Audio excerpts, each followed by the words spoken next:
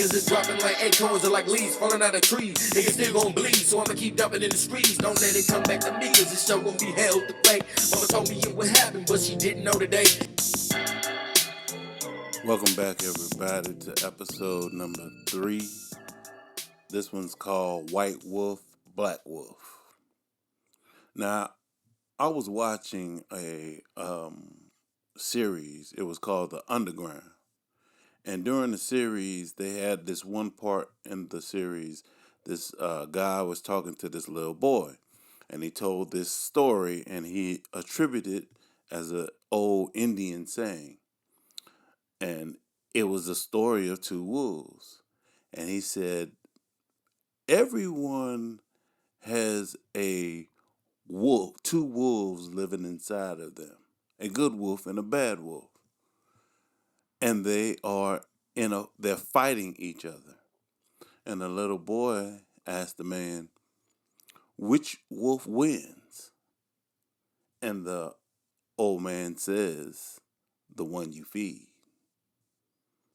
Now, this story stayed with me, and astrologically, this kind of explains an opposition, the aspect of an opposition. Two planets that are in 180 degrees from each other. And what we have here is a tug of war. You have a seesaw going on between these two energies. And the reason I'm talking about it is because I find it very interesting to talk to people who have like oppositions going on. Uh, Aquarius sun and a Leo moon, and there's a tug of war going on. Now, when we talk white wolf, black wolf, or the opposition, we actually are talking about the law of opposites. Everything has an opposite. Yin and yang, male and female, in, out, up, down, self, not self, light and dark, sleep and woke, and out of all oppositions, even though it could seem like tension, it's actually an opportunity for growth, depending on how you deal with it, or depending on which side you are feeding. Because a lot of times we could feed one side and deny the other, act like it doesn't even exist. And sooner or later, that opposition will make itself known. Oppositions kind of point to relationships that we have not only in our inner world, but it actually also manifests in the outer world. Planets involved in opposition show urges inside of us that's in conflict with each other. We have, and where does that conflict come from? Because we are taught in all conflicts, we must have a winner. But the secret in opposition is to realize there isn't going to be a winner. And what you have to do is incorporate both energies, feed both wolves, and and I know I'm sitting up here talking about it like it's an easy thing. It's not, you know. Uh, and everything, getting back to oppositions, everything has an opposite. All signs have an opposite. The opposite of Aries is Libra. The opposite of Taurus, Scorpio. The opposite of Gemini, Sagittarius. The opposite of Cancer, Capricorn. The opposite of Leo, Aquarius. The opposite of Virgo, Pisces. And even though they opposite, they actually have some of the same type of qualities. They kind of, let's just say, go about it in a different way. Uh, One of the ways I kind of try to explain the difference between Pisces and Virgo, I would say I can give a Virgo and a Pisces the same coloring book page. The Pisces person is going to worry about the colors and making it all pretty. The Virgo is going to wants to make the picture pretty as well, but their focus may be more on staying inside the lines. And Pisces people may be able to see uh, art more abstractly than Virgo, which would kind of look at it as more perfect and staying inside the lines and everything has to be in order and all that. So you can kind of see the yin and yang from there.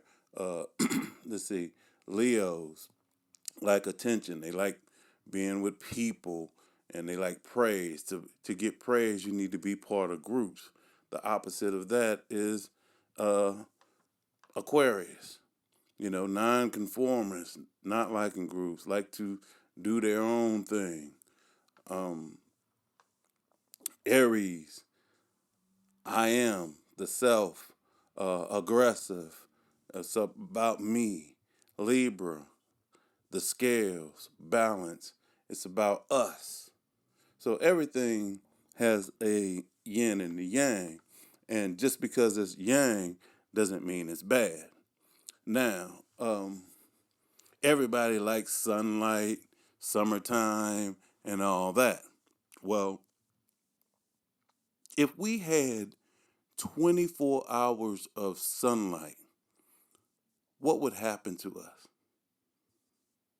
We would die. We would burn up and nothing would grow. Things would die on the vine. What would happen if we had 24 hours of darkness? We would die. We would freeze to death, nothing to grow. What does this mean? We need both. We need sunlight and darkness. And if we need sunlight and if we need 12 hours of sunlight and 12 hours of darkness to survive, that means darkness is not bad. Contrast is not bad. Um, we actually need it to grow and evolve. Without contrast, we may never do anything. So when it comes down to an opposition or the good wolf and the bad wolf or the white wolf and the bad wolf within inside yourself, it's best to make friends with both sides and incorporate both sides, an equal balance of both sides, a healthy balance of both sides um, into that energy. One example that I like to use of a sun opposition, moon opposition is Michael Jackson. Michael Jackson was a Virgo, but he has a Pisces moon. What is Virgo? Virgo is refinement. Virgo is the perfectionist. Virgo is details, planning, and a technician. And when you look at Michael Jackson when it came to his music, that was Virgo. But what is Pisces? Pisces is magic, it's secrets, it's the dream world, it's illusions.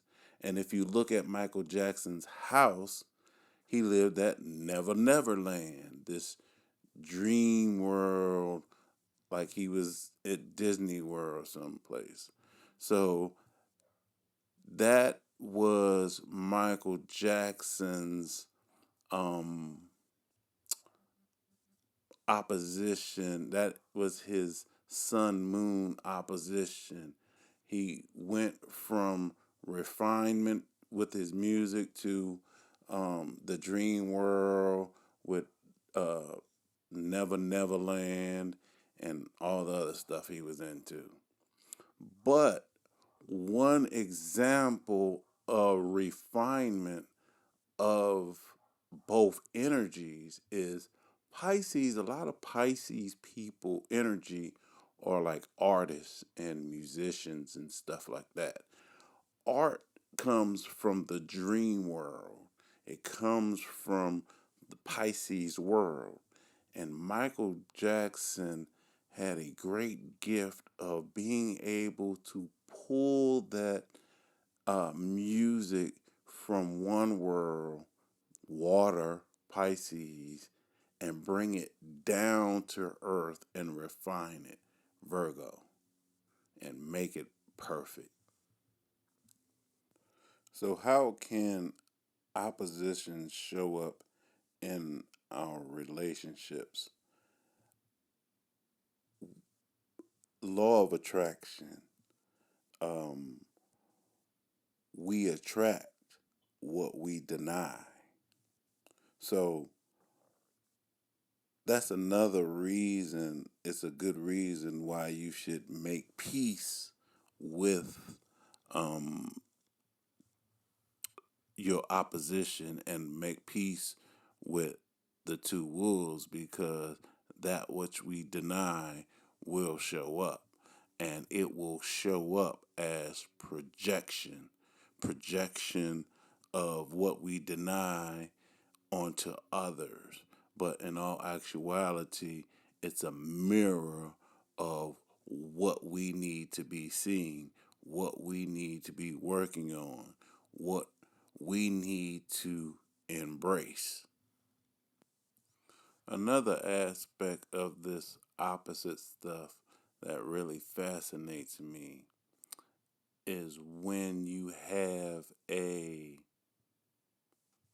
sign as the house cusp of the opposite house it rules. What do I mean by that? When you have Libra on the cusp of the Aries house, which would put Aries at the cusp of the Libra house. Um, when you have an Aquarius sun sitting in the Leo fifth house.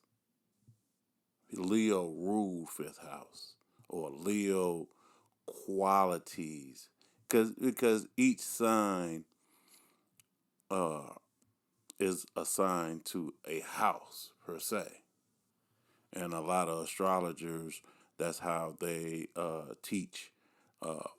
With they also when they teach the sign, they teach the house that goes with it. For instance, so Aries goes with the first house, Taurus goes with the second house, Gemini goes with the third house, Cancer goes with the fourth house, and so on. So when you have, let's just say, an Aries sun sitting in a Libra house, how does this person, Aries is ruled by Mars and it's cardinal energy. Well, Libra is cardinal energy as well. But Aries is about self, I am. But it's sitting in the us relationship Libra house. How does this person do relationship? How does this person be individual with inside their relationship? Is their relationship balanced? Is their relationship all about them? Or are they really forceful and pushy in the relationship? That's fascinating and to me, and to see how that energy actually manifests. Um,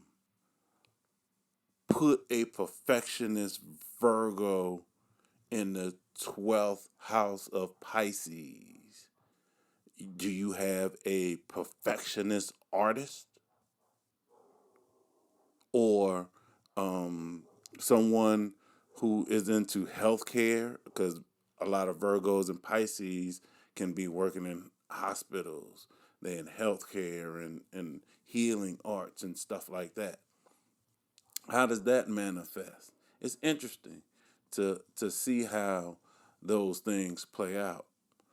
Of course, other planets and all that stuff does have an effect on the how this stuff plays out, but I'm just talking about in general. Now, before I tell you today's ride of the day, I wanted to add that in every story, in every hero story, there's a villain. And without that villain, there can't be a hero. You need both. Now, today's ride of the day and why I'm talking about oppositions is because this guy had multiple oppositions, but they were in the same mode. What do I mean by mode? A mode is fixed energy, mutable energy, or cardinal energy. Uh, the fixed signs are Aquarius, Leo, Taurus, Scorpio. The mutable signs, Gemini, Virgo, Sagittarius, Pisces. The cardinal signs, Aries, Cancer, Libra, Capricorn. This guy today had an opposition in the fixed signs. He had an opposition from Taurus to Scorpio, and he also had an opposition from Leo to Aquarius. Now, the interesting thing about this is this aspect, there's a name for this aspect, and it's called a grand cross. A grand cross is four planets all in the same mode. Mode, I just told you, mutable, fixed, cardinal. Each mode separated by 90 degrees. Now, it's a God given challenge. This individual draws life lessons to themselves to promote their awareness. Now, this configuration, the Grand Cross, is not an easy mission. So, what was this guy's story? Well, in April, this guy was shot 10 times. And he died and was brought back to life and was put in a coma, a medical induced in coma. And he woke up 2 days before his birthday. Now, I gave this guy a ride today, and we ended up talking. He's 27 years old. His Saturn sign is in Aquarius, so he is coming up on his Saturn return. He's approaching his Saturn return, like real soon. But what stood out to me was he has five, um, let's see, one, two, three, four aspects, four placements in Capricorn. One of them being his North Node. And during the conversation, uh, he was like, I don't know why I'm still here, and which stood out to me because that pointed to his North Node, Capricorn. Capricorn is a mountain goat, or and mountain goats climb mountains. And Capricorn energy, um, they can be workaholics and develop tunnel vision. And I told this guy, obviously, you were brought back for a reason.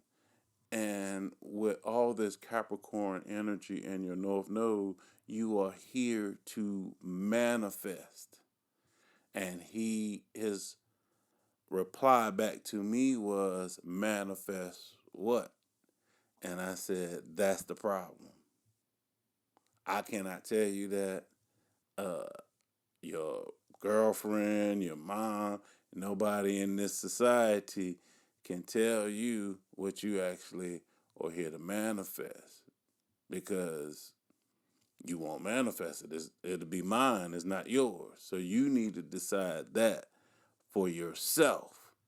Now, it must be something really, really important to be shot 10 times, and me and you are having this conversation. Now, if I get back to the meaning of a grand cross, of this individual draws life lessons to themselves to promote their awareness. What being shot 10 times, what is he being trying to, the universe is trying to get him aware of? Probably that, just me taking a guess, that this life is precious. And you can't take it for granted. And I hope he realizes that. I hope our conversation helped him on his journey to figuring out why he is still here. But to hear that and to know astrology and to see this, how this actually manifests in a story, is actually really amazing, and really why I write these blogs. It's really why I start doing this podcast, and it's why I share what I know with the riders. Also, it makes the rides go by a little bit quicker. But I thank you for joining me on my third podcast, White Wolf, Black Wolf. I hope you find where you have opposition in your chart and start to make peace with it. If you don't know where you have opposition in your chart, feel free to contact me on I Am Astrology Readings. You could book a reading. You could order a shirt, get you a swag. You can even order something custom.